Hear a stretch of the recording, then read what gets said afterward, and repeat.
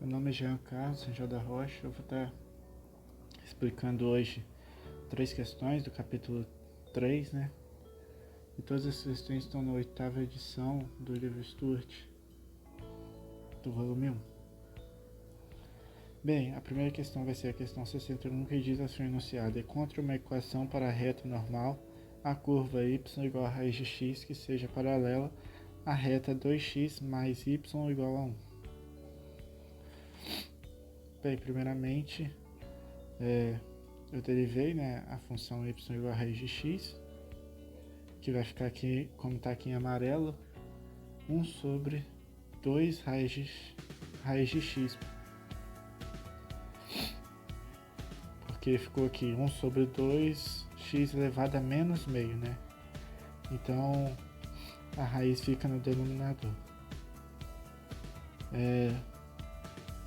Nós sabemos a função em que a reta normal é paralela, né? Que é essa aqui, 2x mais y igual a 1.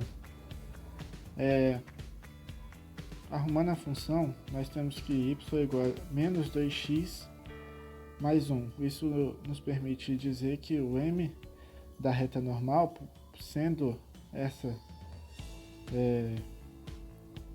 reta aqui da equação paralela à reta normal, nós podemos dizer que é o mesmo m, né? Então o m da reta normal vai ser o mesmo m dessa reta aqui, y igual a menos 2x mais 1.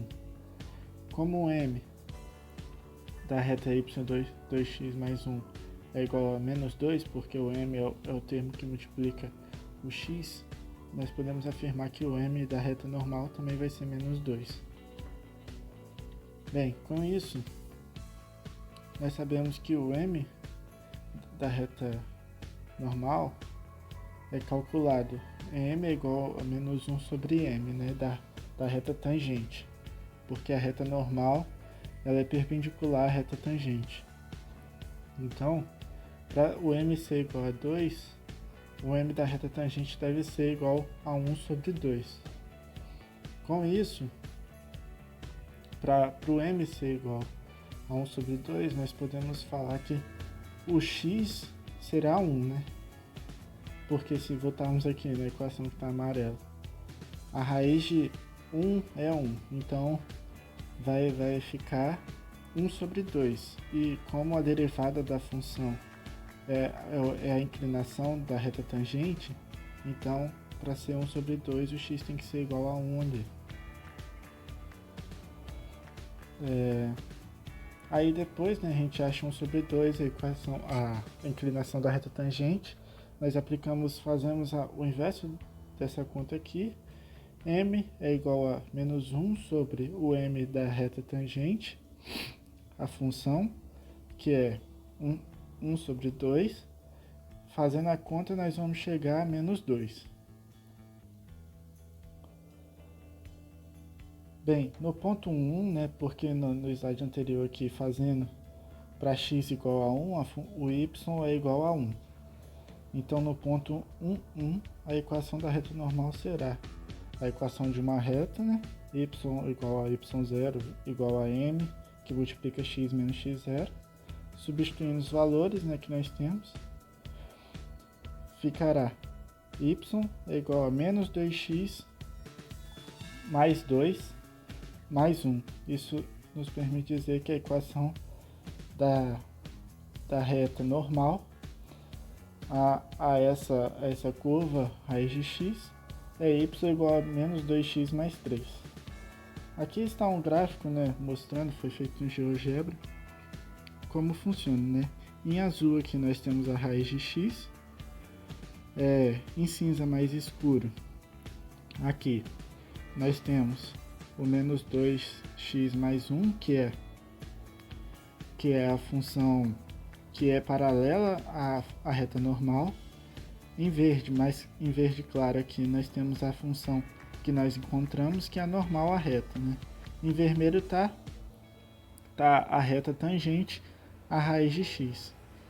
E como eu falei, a reta normal, que é a verde, tem que ser perpendicular, ou seja, o ângulo entre a reta normal e a tangente da função tem que ser 90 graus. Então aqui eu demonstrei que a questão está correta, né? Porque o ângulo formado entre a reta normal e a reta tangente à função foi 90 graus. Bem, a questão 37 da seção 3.2, a 61 foi no 3.1, a 37 agora vai ser da seção 3.2. O enunciado dela diz assim, 37, letra A diz assim, se f de x igual a x ao cubo menos x vezes exponencial elevado a x, encontre a derivada de f de x, né, f' de x. E B, verifique se sua resposta em A é razoável comparando os gráficos de f e f'. Para resolver essa questão, nós devemos utilizar a regra do produto, né? Que é essa que está demonstrada aqui nessa figura. A derivada de f de x e g de x, no caso que nós temos, a f de x seria x ao cubo menos x e a g de x exponencial elevado a x. Então a derivada disso seria f de x vezes a derivada de g de x mais g de x vezes a derivada de f de x, que é o que está escrito nessa figura. Fazendo isso, temos f de x igual a x ao cubo menos x vezes exponencial de x.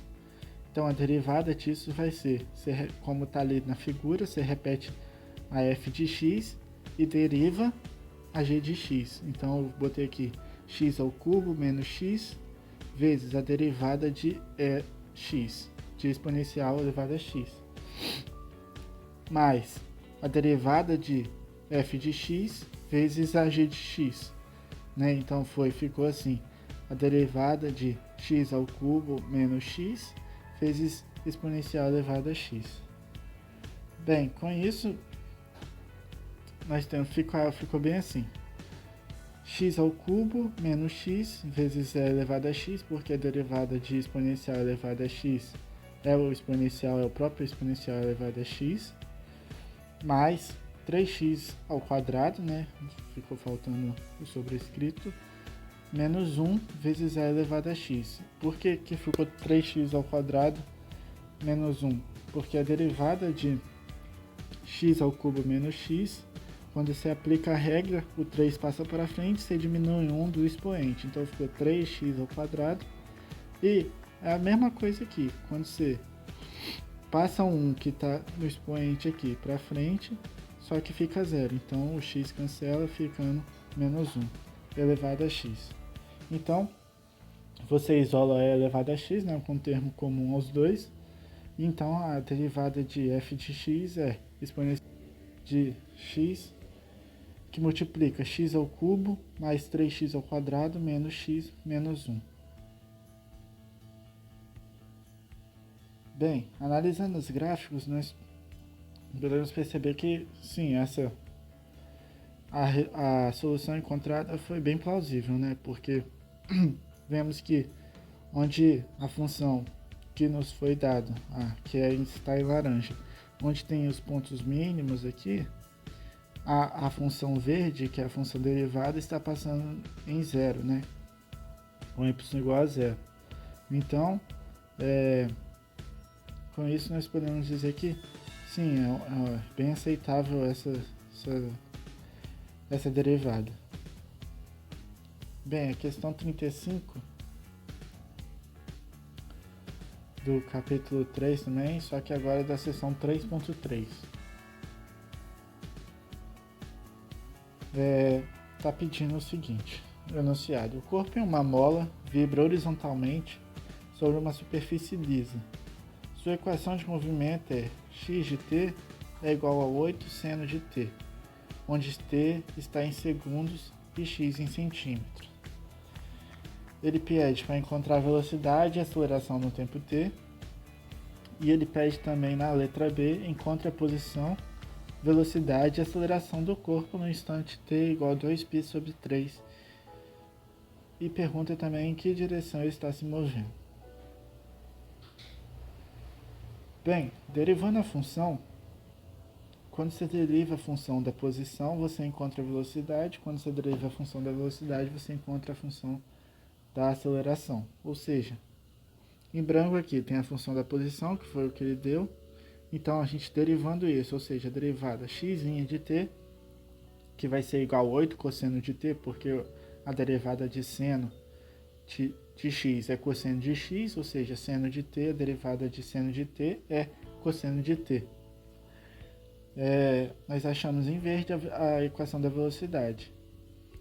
Em amarelo aqui está a função da aceleração, porque quando a gente deriva a x' de t aqui, nós achamos a aceleração, ou seja, a derivada de x' de t vai nos dar a x' de t, que é a aceleração, sendo assim que vai ficar menos 8 seno de t, porque a derivada de cosseno de t é menos seno de t. Então, multiplicando, vai ficar menos 8 seno de t. Bem, essas são as funções da posição, da velocidade e da aceleração, como foi pedido. Bem, na D aqui eu transformei o 2π sobre 3, que nos deu o tempo, em 120 graus, para facilitar a nossa conta, né? Então, para achar a posição, quando ele está em 2π sobre 3, você aplica, né, transforma, calcula o seno, e você chega a 6,92. E para cada um, você substituindo cosseno de seno de 120, cosseno de 120, na verde ali, x' de t você acha que é menos 4 centímetros por segundo, e x' de t é igual a menos 6,92 centímetros por segundo ao quadrado, que é a aceleração. Ou seja, a posição que ele está é 6,92 centímetros, a velocidade é menos 4 centímetros por segundo e menos 8, e a aceleração é menos 62 centímetros por segundo ao quadrado. Isso nos permite dizer que ele está se movendo para a esquerda, né? Bem, espero ter ajudado. Valeu!